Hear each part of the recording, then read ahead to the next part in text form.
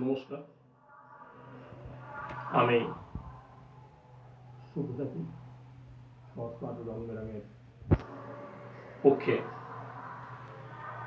আজ আমরা এই 12ই জানুয়ারিতে আমাদের সবার মনে দাগ কেটে যায় তাঁর কথা। তিনি কে আপনারা জানেন। বীর বিবেকের বাণী ছুটেছে জগৎময়। আজ 12ই জানুয়ারি বীর সন্ন্যাসী বিবেকানন্দের জন্মদিন। হে বীর, সাহস অবলম্বন করো, সদর্পে বলো আমি ভারতবাসী, ভারতবাসী আমার ভাই।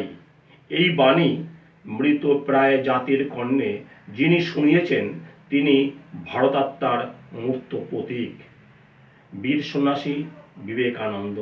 সন্ন্যাসীর লক্ষ লক্ষ পথ কি হওয়া উচিত তা প্রথম নিজের জীবন দিয়ে তিনি প্রমাণ করে দিয়েছিলেন এই স্বামী বিবেকানন্দ।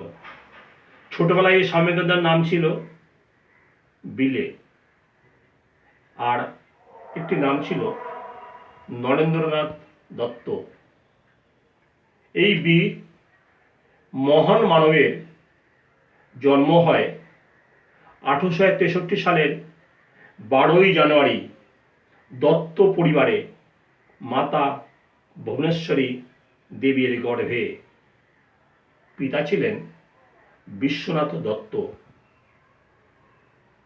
ভারতবর্ষের প্রতি তার যে টান, তার যে ভালোবাসা, তার যে নিপুণতা দেখানো ভালোবাসা,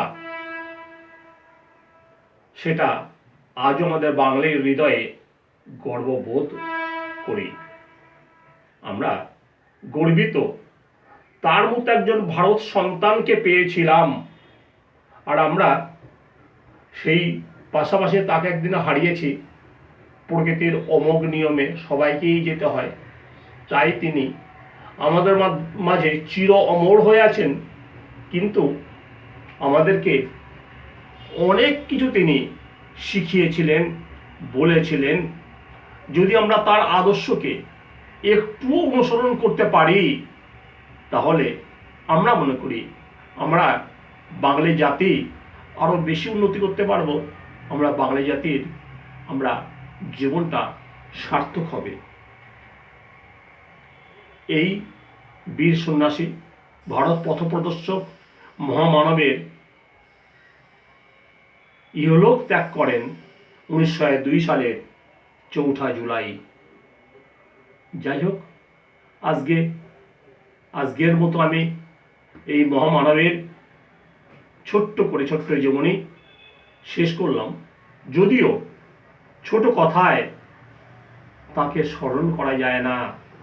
তাকে স্মরণ করতে গেলে একদিন নয়, দুদিন নয়, দিনের পর দিন হয়তো লেগে যাবে। তাই ছোট্ট পরিসরে যেটুকুনি বললাম, আমাদের একটি আদর্শের কথা, আমরা যেন তার আদর্শে উদ্বুদ্ধ হতে পারি, আমরা যেন মানুষ হতে পারি, এই কামনা করি তার শুভ জন্মদিনে। নমস্কার, আমি বিদায় নিচ্ছি। শুভসাচী।